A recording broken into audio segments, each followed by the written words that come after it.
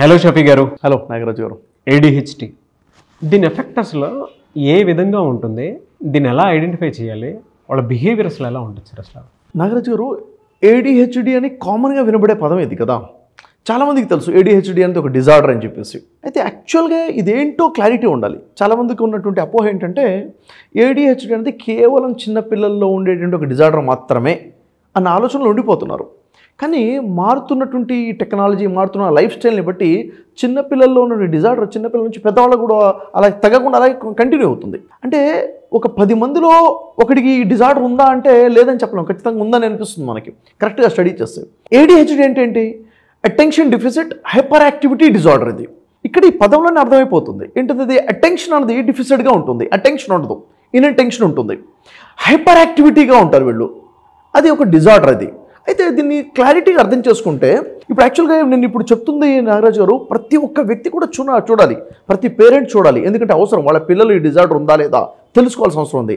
ప్రతి హస్బెండ్ చూడాలి, వైఫ్లో ఈ డిజార్డర్ ఉందా లేదా, వైఫ్ చూడాలి, ప్రతి వ్యక్తి తనలో ఉందా లేదా కూడా ఐడెంటిఫై చేసుకోవాలి. కొన్ని సిచ్యువేషన్స్లో ఎలా ఉంటుందంటే ఇలాంటి డిజార్డర్ సిమ్టమ్స్ ప్రతి వ్యక్తిలో కూడా కనిపిస్తాయా అనిపిస్తుంది కూడాను. కాబట్టి ఈ వీడియోని చాలా జాగ్రత్తగా అందరు కంటిన్యూగా చూస్తే వాళ్ళలో ప్రాబ్లం ఉన్నా వాళ్ళ చుట్టుపక్కల ప్రాబ్లం ఐడెంటిఫై చేసుకోవచ్చు, దానికి ఏం చేయాలో కూడా వాళ్ళకి తెలుస్తుంది. అయితే ఈ ప్రాబ్లమ్ని ఐడెంటిఫై చేయకపోవడం ప్రాబ్లం, మళ్ళీ ఐడెంటిఫై చేసుకోవడమే పెద్ద ప్రాబ్లం అవుతుంది. ఎందుకంటే ఏడిహెచ్డి ఎవరిలోనైనా ఉంది అంటే, ఎవరిలో ఏడిహెచ్డి ఉందో అతనికి 10% ప్రాబ్లం, తన చుట్టూ ఉన్న వాడికి టార్చర్ ఉంటుంది. పేరెంట్స్ కానివ్వండి, లైఫ్ పార్ట్నర్కి కానివ్వండి, చుట్టూ ఉన్న ఫ్రెండ్స్కి, సిబ్లింగ్స్కి, వాళ్ళకి ఎక్కువ టార్చర్ ఉంటుంది. అసలు ఏంటిది ఏడిహెచ్డి ఏంటంటే వాళ్ళ సిమ్టమ్స్ ఎలా ఉంటాయి, దానివల్ల వచ్చే ప్రభావం ఎలా ఉంటుంది అని చూసుకున్నట్లయితే, ఫస్ట్ వీళ్ళ అటెన్షన్ ఎక్కడ కూడా చేయలేరండి, ఎక్కడ ఏకాగ్రత పెట్టలేరు, దృష్టి పెట్టలేరు, ఫోకస్ దగ్గర చేయలేరు అనమాట. ఇన్అటెన్షన్ ఉంటుంది. అంటే వాళ్ళు చదవడానికి కూర్చున్నా కానీ కొంచెం సేపుకు మించి ఎక్కువ ఫోకస్ చేయలేరు, ఏదైనా పని చేయాలన్నా కానీ ఫోకస్ చేయలేరు, సిస్టమ్ మీద కూర్చున్నా వర్క్ చేయలేరు, హోంవర్క్ కోసం కూర్చున్నా చేయలేరు, ఏ పని మీద కూడా దృష్టి పెట్టలేరు. అటెన్షన్ అసలు వీళ్ళలో ఉండదు అనమాట. ఈజీగా ఏదైనా పని చేయడం మొదలు పెడితే చిన్న వాటికే డిస్ట్రాక్ట్ అయిపోతుంటారు, డీవియేట్ అయిపోతూ ఉంటారు, డిస్ట్రాక్షన్ అయిపోతూ ఉంటుంది. వీళ్ళు ఏదైనా పని మొదలు పెట్టడమే తప్ప పని పూర్తి చేయడం అనేది వీళ్ళు కనబడదు. విషయాలు మర్చిపోతుంటారు. మీరు వాళ్ళకి ఏమైనా పని చెప్పారనుకోండి, చేస్తానని చెప్పి అక్కడి నుంచి లేస్తాడు, ఎందుకు లేచాడో మర్చిపోతాడు, విషయం మర్చిపోతాడు, వస్తువులు మర్చిపోతారు. వీళ్ళు ఒక దగ్గర కీ పెడితే ఎక్కడ పెట్టారో వెతుక్కుంటూ ఉంటారు, స్పెడ్స్ పెడితే వెతుక్కుంటుంటారు, వాళ్ళ బ్యాగ్ ఎక్కడుందో వెతుక్కుంటుంటారు, నోట్స్ ఎక్కడుందో వెతుక్కుంటుంటారు, పెన్ ఎక్కడుందో వెతుక్కుంటుంటారు. ప్రతి వస్తువు కూడా వెతుక్కోవడంలోనే సమయం పోతుంది, ఎందుకు మర్చిపోతుంటారు అనమాట. ఎందుకు మర్చిపోతున్నారు? అటెన్షన్ ఉండదు, చేసే పని మీద దృష్టి ఉండదు. సో నిజంగా చెప్పాలంటే ఒక రకమైనటువంటి ఒక అశాంతికి గురైపోయి ఉంటారు వీళ్ళు. ఇది ఒక రకమైనటువంటి, ఇంకా దీంట్లో మాట్లాడడం చాలా డీటెయిల్గా మాట్లాడుకోవచ్చు. దీనివల్ల ఏమేమి నష్టాలు ఉన్నాయంటే చాలా పెద్ద నష్టాలు ఉంటాయి. అంటే ఎప్పుడైతే ఫోకస్ చేయమో అన్ని విషయాల్లో లాస్ అయిపోతాం కదా. రిలేషన్స్ విషయమైనా, ఎడ్యుకేషన్ విషయమైనా, వర్క్ అయినా, రిజల్ట్స్ అయినా, ఎక్కడైనా డిజైడ్ ఉంటాయి. దీంట్లో ఇంకొకటి ఏముంది, ఇక్కడ హైపర్ యాక్టివ్గా ఉంటారు. మనిషి యాక్టివ్గా ఉండడం మంచిదే, హైపర్ యాక్టివ్నెస్ అనేది డిజార్డరే కదా. అవును కదా.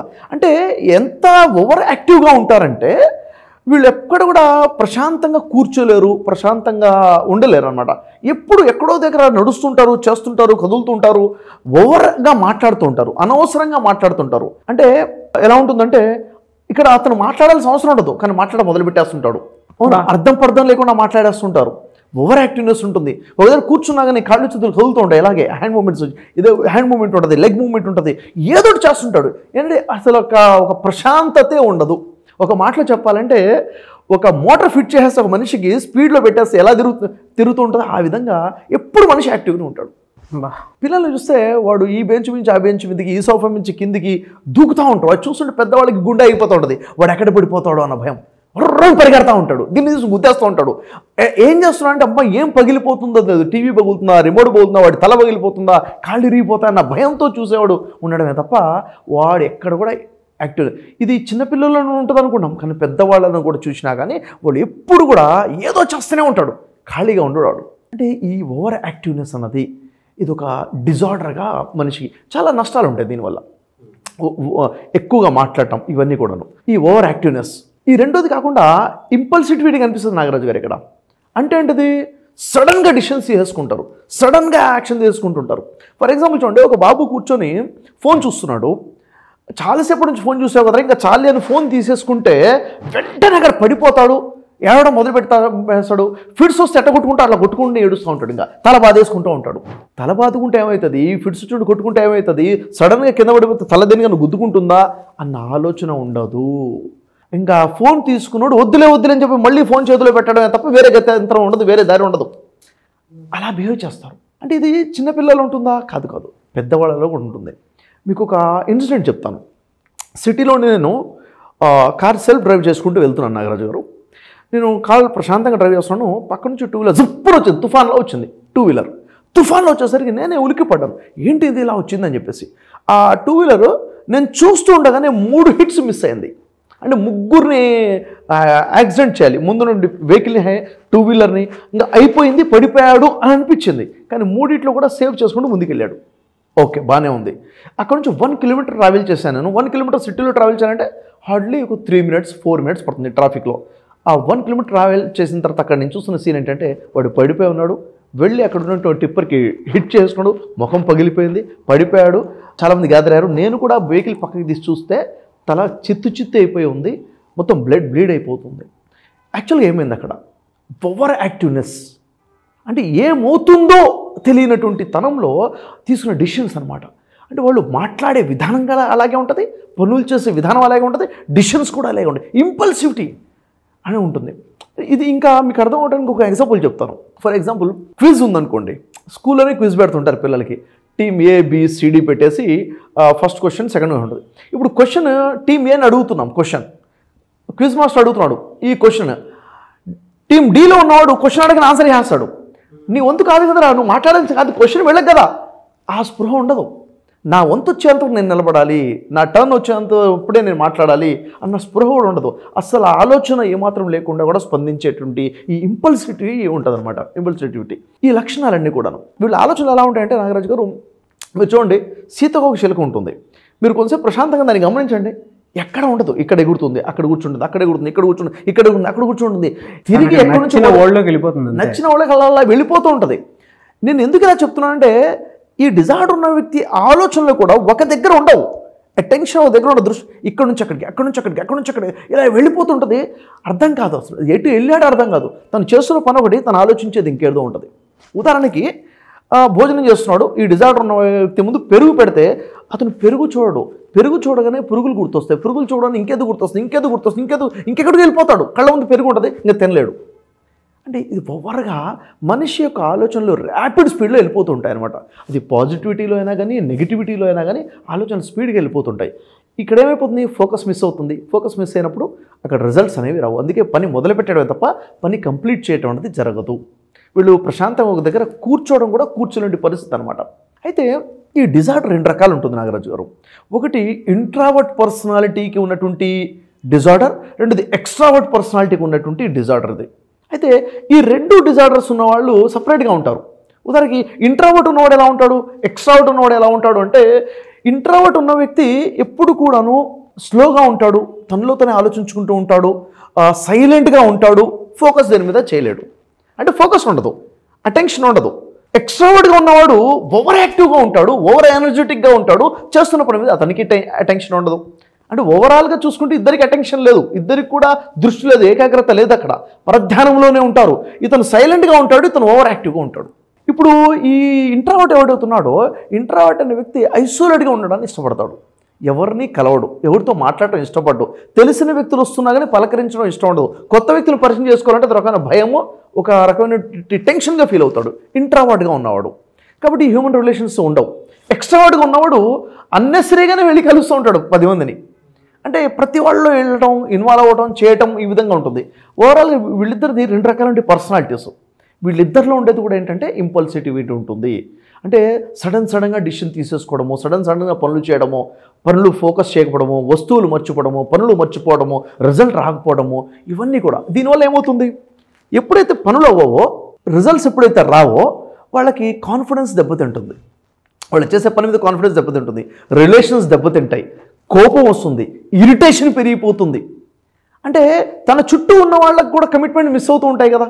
అంటే వీళ్ళ వల్ల వీళ్ళలో ఉన్న లేజినెస్ కానివ్వండి, పనులు పోస్ట్పోన్ చేసే తత్వం కానివ్వండి, పనులు ఇన్కంప్లీట్ చేయడం కానివ్వండి, వాళ్ళు పనులు మర్చిపోవడం కానీ, ఇవన్నిటి వల్ల చుట్టుపక్కల ఉన్న వాళ్ళు కూడా చాలా ఇబ్బంది పడుతుంటారు అనమాట. ఇది ఒక పెద్ద డిజార్డర్ ఇది. అయితే ఈ డిజార్డర్ ఉన్న వాళ్ళలో అదేమో నెగ్లిజెన్సీలే, వాడికి లేజినెస్లే అని చెప్పేసి వదిలేస్తుంటారు. కాదు, ఎప్పుడైతే ఈ డిజార్డర్ ఉందని ఐడెంటిఫై చేస్తామో దాని యొక్క థెరపీస్ ద్వారా బయట కూడా పడవచ్చు. ప్రాబ్లం ఐడెంటిఫై అయిపోతే దానికి సొల్యూషన్ తీసుకురాలేము కదా. ఇక్కడ ఒక ఎగ్జాంపుల్ మాట్లాడుకోవాలి నాగరాజు గారు. ఇప్పుడు పుష్పలో యాక్ట్ చేసినటువంటి ఫహద్ ఫాజిల్ ఉన్నారు కదా.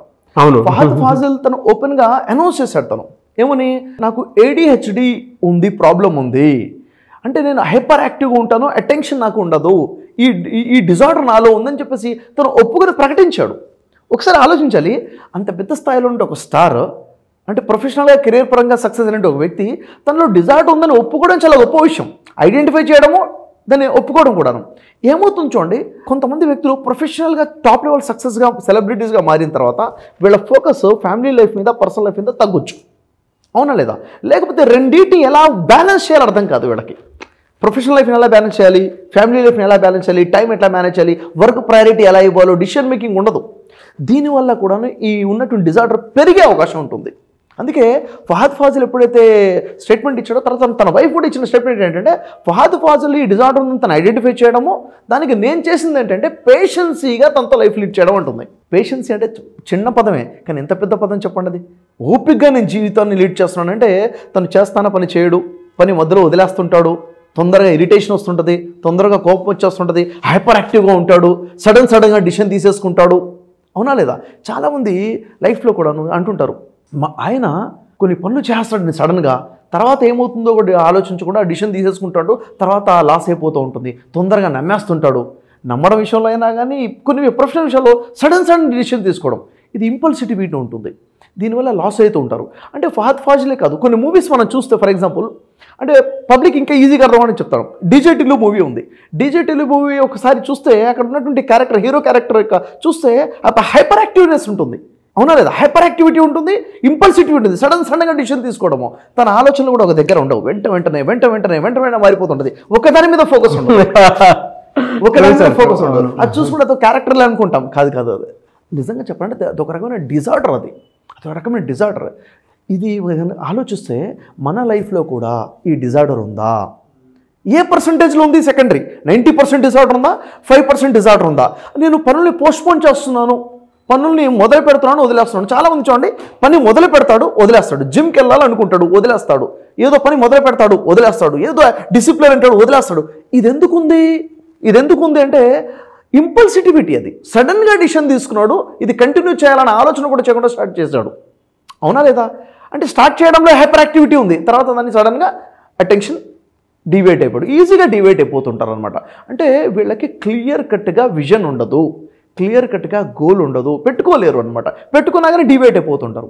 ఇవన్నీ డిజార్డర్స్. ఉదాహరణకు చూడండి, ఇప్పుడు ఇది అబ్బాయిల్లోనే ఎక్కువగా ఉంటుందని అపోహ కూడా ఉంది చాలామందిలో. అబ్బాయిల్లోనే ఉండదు, అబ్బాయిల్లో ఉన్నది హైపర్గా కనిపిస్తుంటుంది, అమ్మాయిల్లో కూడా ఉంటుంది. అది అమ్మాయిల విషయంలో చూడండి, అరే ఎప్పుడు కూడా మాట్లాడుతూ ఉంటావేంటి, ఇంకెక్కువగా ఎప్పుడు వదులుతుంటావేంటి, సైలెంట్గా కూర్చోవచ్చు కదా అని అమ్మాయిల్ని పేరెంట్స్ అంటుంటారు. ఎప్పుడు ఏదో మాట్లాడుతూనే ఉంటావేంటి అని చెప్పేసి. అంటే ఓవర్ టాకిటివ్నెస్గా ఉండడము, ఎక్కువగా ఎక్సెసివ్గా మాట్లాడటం కూడా ఈ డిజార్డర్లో ఒక భాగం. ఇదొక సిమ్టమ్ ఇది.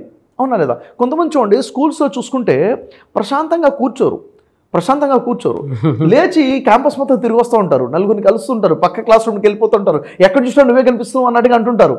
ఎందుకు వాళ్ళు అలా చేస్తారంటే నిజంగా ఏదో చూడటం కోసం కాదు, ఒక దగ్గర కూర్చోలేక.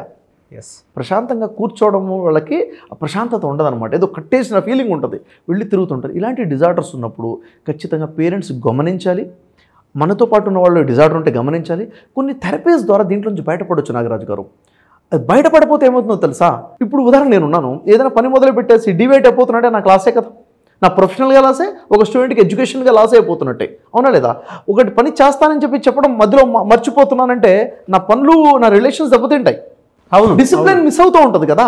కాబట్టి ఇవన్నీ కూడా అవ్వకుండా ఉండాలంటే దీన్ని ఐడెంటిఫై చేసి దీంట్లోంచి బయటపడే ప్రయత్నం చేయాలి మనం. ఎలా సార్ అది?